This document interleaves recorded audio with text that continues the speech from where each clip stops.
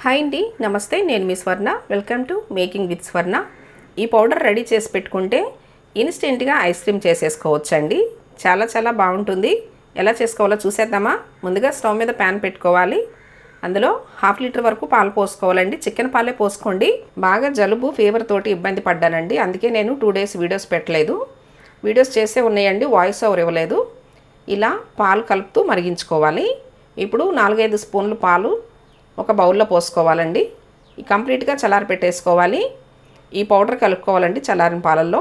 ఈ పౌడర్ ఎలా చేసుకోవాలో వీడియో కింద లింక్ ఇస్తాను, మిస్ చేయకుండా చూడండి. అన్ని ఇంట్లో ఉండే వాటితోనే ఈ పౌడర్ రెడీ చేసుకోవచ్చు.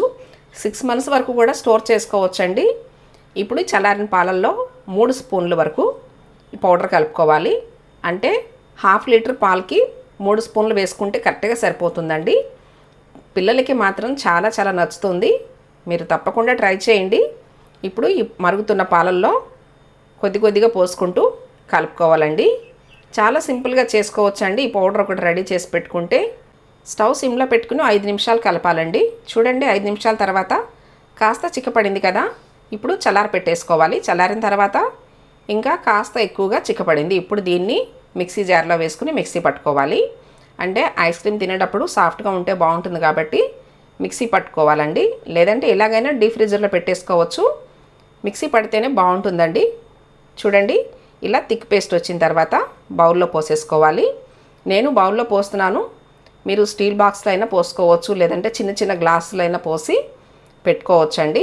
ఇప్పుడు సన్నగా చాప్ చేసుకున్న బాదం అలాగే కాజు నట్స్ వేసుకోవాలండి. తర్వాత పిస్తా పలుకులు వేసుకోవాలి. నేను కాస్త మిక్సీ పట్టి వేస్తున్నానండి. ఇలా పౌడర్ లాగా వేస్తే ఐస్ క్రీమ్ టేస్ట్ బాగుంటుంది, తినేటప్పుడు పిల్లలకు కూడా బాగా నచ్చుతుంది. ఇప్పుడు దీని మీద కంప్లీట్గా సిల్వర్ పేపర్ తోటి ఇలా కవర్ చేసేసుకోవాలి. అదే మీరు ఐస్ క్రీమ్ మౌల్డ్లో పోసారనుకోండి, సిల్వర్ పేపర్ పెట్టాల్సిన అవసరం లేదు, దానికి వేరే క్యాప్ ఉంటుంది కదా.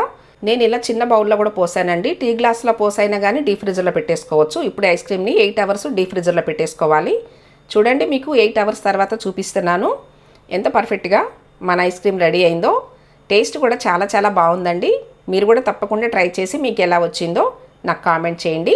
ఇన్స్టెంట్గా నేను చేసి చూపించిన ఈ ఐస్ క్రీమ్ రెసిపీ మీకు నచ్చినట్లయితే ఈ వీడియోని తప్పకుండా లైక్ చేయండి. మీ ఫ్రెండ్స్ అండ్ ఫ్యామిలీ మెంబర్స్కి షేర్ చేయండి. ఫస్ట్ టైం నా ఛానల్ చూస్తున్న వాళ్ళు సబ్స్క్రైబ్ చేసుకోండి.